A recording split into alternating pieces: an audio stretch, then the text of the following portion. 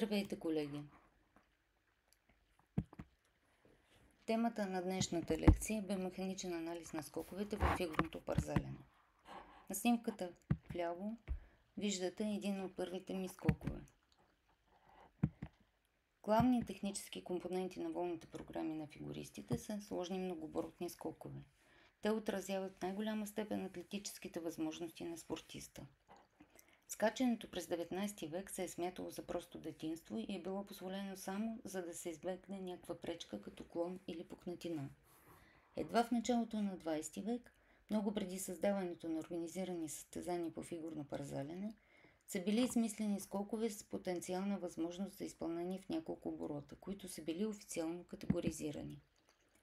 Първият скок, представен на официално състезание във Виена през 1882 година, е единичен аксел. Двоен скок за първи път е изпълнен през 1920 година. През 1952 година за първи път е изпълнен троен скок. Ерата на четворните скокове започва от 1988 година. В днешно време се изпълняват всички скокове в 4 оборота от мъже и без четворен аксел от жени. Скоковете във фигурното парзалене се различават по начина на отскачане и се разделят както следва. Скокове, изпълнявани от ръб, при които кънката се позиционира на ръба. Отласкването се изпълняват от един крак. И скокове, изпълнявани от зъбци, при които отласкващият крак контактува с леда чрез предната част на кънката посредством зъбците. Отласкванията са от двата крака, като опорният крак се плъзга върху ръба на кънката, а отласкващият крак се поставя върху зъбците на кънката. Спрямо брой обороти скоковете се делят на скокове без въртене и с въртене, от половин винт до 4,5 винта, или от 180 градуса до 1620 градуса. Продължителността на полета е под 1 секунда. Скоковете във фигурното парзалене са взаимосвързани движения на отделните части на тялото. За да се изучава такива движения, по-удобно цялото движение да се разделя на отделни части, всяка от които решава своя конкретна задача. Всеки скок може да се раздели на периоди и фази. Период на засилване съдържа фаза за придобиване на скорост и фаза подготовка към отласкването. Период на отласкване, фази амортизация и активно отласкване. Период на полета съдържа 3 фази: групировка, задържане на групировка и разгрупировка. Период на приземяване, фаза на амортизация и фаза на излизане. За анализа на движението на тялото или сегментите на тялото по време на динамични умения във фигурното парзалене е важно знанието на биомеханиката. При извършване на такъв анализ, първият начин за изследване на движението е кинематиката, описваща движението, без да се вземат предвид силите, които причиняват движението. Кинематиката включва такива неща, като къде, колко бързо, колко далеч и за какво време. Фигуристът дали се ускорява или се забавя. Може ли фигуристът да се върти достатъчно дълго в правилна позиция? Изпълнил ли е фигуристът фазите на скока? Правилна последователност и време. Причините за възникването и промените в движенията се разкриват от динамиката. Един от най-важните показатели за сложността на скоковете е броят на оборотите, които фигуристът изпълнява по време на полета. Въртеливото движение на тялото възниква по време на отласкването, тъй като по време на полета върху тялото на фигуриста действа само една външна сила – силата на тежестта, моментът на която спрямо общия център на тежестта на тялото е равен на 0. При изпълнението на групиране или разгрупиране фигуристът само увеличава или намалява ъгловата скорост на въртенето. Начини за създаване на началното въртене. Първият начин – парзалене по дъга. На фигура виждаме завъртване на горната част на тялото на определен ъгъл. Делта Фи при парзаляна подтласкваща дъга при скока Салхов за определено време делта Т. Тялото на фигуриста се завъртва на същия ъгъл за определено време. Средната ъглова скорост на завъртване на тялото се определя по формулата, която виждате на екрана. Вторият начин – чрез завъртване на горната част на тялото. На фигурата е показана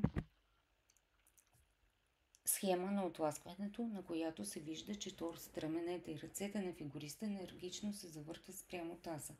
В резултат на това горната част на тялото получава въртеливо движение. Моментът на количеството е равен на момента на инерцията на горната част на тялото, умножено по ъгловата скорост на въртенето й. Поради ограничената подвижност на раменете спрямо таза, горната част на тялото въвлича долната и по този начин цялото тяло придобива въртеливо движение. Количеството на придобито въртене зависи от скоростта на въртене на горната част на тялото и положението на ръцете по време на отласкването. Колкото по-широко са ръцете, толкова повече начално въртене може да се създаде. Третият начин – спиращо движение на кънката с отласкващият крак. В леката атлетика, акробатиката, както и в редица други спортове, отласкването при скоковете обикновено се придружава от спиращо, блокиращо поставяне на отласкващият крак, което води до загуба на хоризонталната скорост и помага за създаването на вертикалната. Специфичната особеност на скока във фигурното парзаляне е това, че загубите на хоризонталната скорост на лявата и дясната част на тялото в резултат от престъргващото движение не са еднакви и това е равносилно на възникването на въртене около надлъжната ос на тялото. Количеството въртеливо движение, което тялото получава при спиращото движение, се определя главно от скоростта на засилването, от ефективността на спиращото движение и от положението на тялото в момента на отласкването. Споменатите начини за създаване на началното въртене при скоковете се срещат в различни съчетания, показани на таблицата. Сложното движение на тялото по време на полета може да се разглежда като постъпателно движение заедно с оста на въртенето и въртеливо движение около тази ос. При постъпателното движение всички точки на тялото в определен момент имат еднакви вектори на скоростите и на ускоренията. Следователно, движението на оста на въртенето може да се разглежда като движение на общия център на тежестта на тялото. Разделянето на сложното движение по време на полет на постъпателно и въртеливо е следователски начин. Отскачането на фигуриста наподобява движение на тяло, хвърлено под ъгъл спрямо хоризонта, без да се отчита съпротивлението на атмосферния въздух. Формулата показва, че формата на траекторията и следователно максималната височина и дължина на скока зависят само от началните параметри на движение на общия център на тежестта на тялото, началната скорост и ъгъла на излитане. Характер на движението на общия център на тежестта на тялото при полета изцяло се определя от отласкването. Въртеливо движение на тялото. Скоростта на въртене на тялото на фигуриста се определя от първоначалните условия. Кинетичният момент, придобит при отласкването, и движенията по време на полета, групиране и разгрупиране. Увеличаването на оборотите в скокове се съпровожда с увеличаване на началната ъглова скорост на въртене на тялото при отскачане. Характерът на въртеливото движение на тялото по време на полета съществено влияе върху качеството на изпълнение на скока и на приземяването.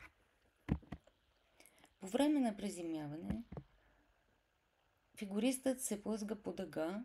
Движението зависи от това какъв е бил полетът. Колкото е по-голям радиусът на приземяващата дъга, толкова по-качествено и по-стабилно е приземяването.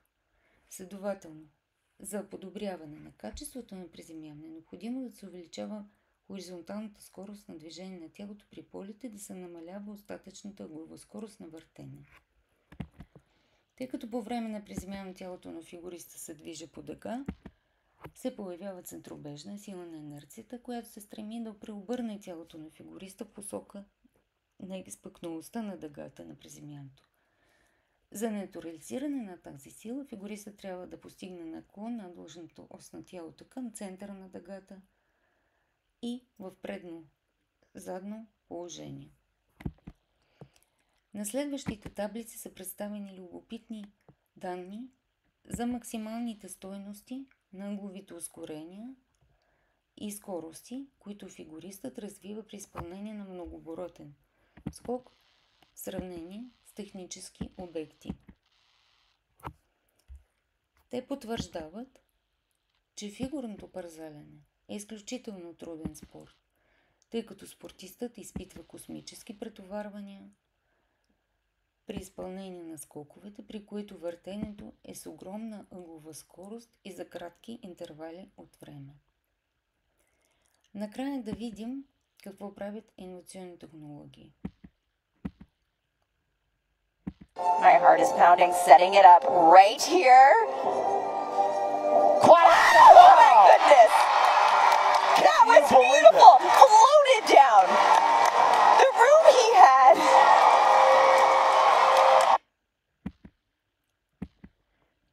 И да знаем, фигуристът се класира на 3-то място на световното първенство в Монреал, а в кратката програма беше 19-ти. Имах уникалната възможност да съдействам мъже в Монреал тази година, но за съжаление, за мое огромно съжаление, не успях да попадна в волната програма. Благодаря ви за вниманието, за консултациите. Моля, заповядайте в кабинет 417 или се обадете по Viber. И сега за проверка на това, което сте разбрали от лекцията, ще направим кратък тест. Моля, сканирайте QR кода и направете теста.